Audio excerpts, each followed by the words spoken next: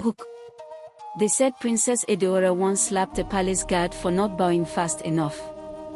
That same hand would one day wipe the tears of a man she almost destroyed. In the heart of eastern Nigeria, in a small but proud kingdom called Umueka, there lived a young man named Ebuka. He was not rich, not famous, and not a warrior. He was a simple palm wine tapper, known in the village for his quiet strength and kind heart. The royal family of Umueka was feared and respected. None more than Princess Edeora.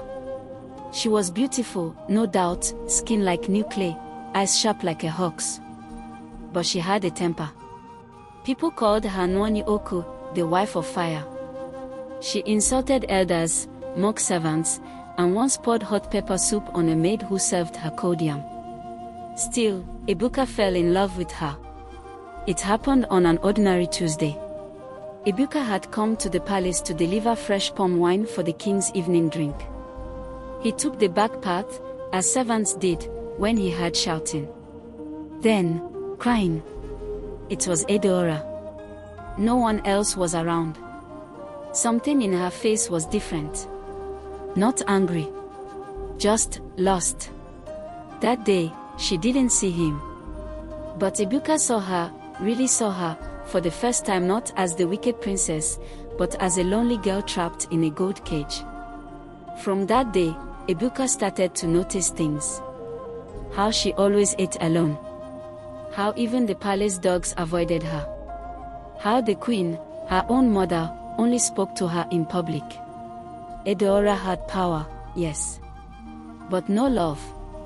One evening, as Ebuka was leaving the palace, he dropped his calabash. Wine spilled everywhere. Before he could clean it, Edeora walked out. He froze. He expected her to scream, or worse.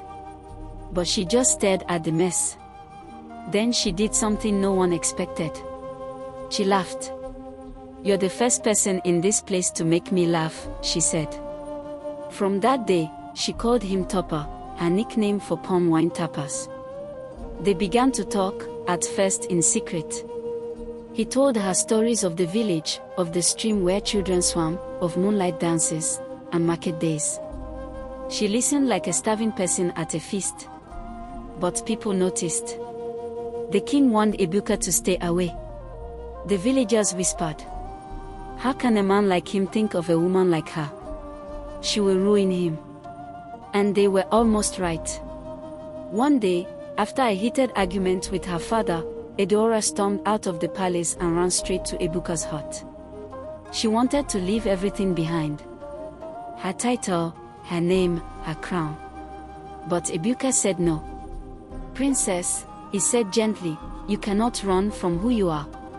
If you want to be with me, you must change, not escape." Edeora was silent. No one had ever told her no before. But Ebuka did. With love in his voice. That night, she wept in his arms. Not from pain, but from understanding. Over months, things changed. Edeora started to visit the village without guards. She helped an old woman fetch water. She sat with children under the mango tree. People were shocked. Some said it was juju. Others said it was love.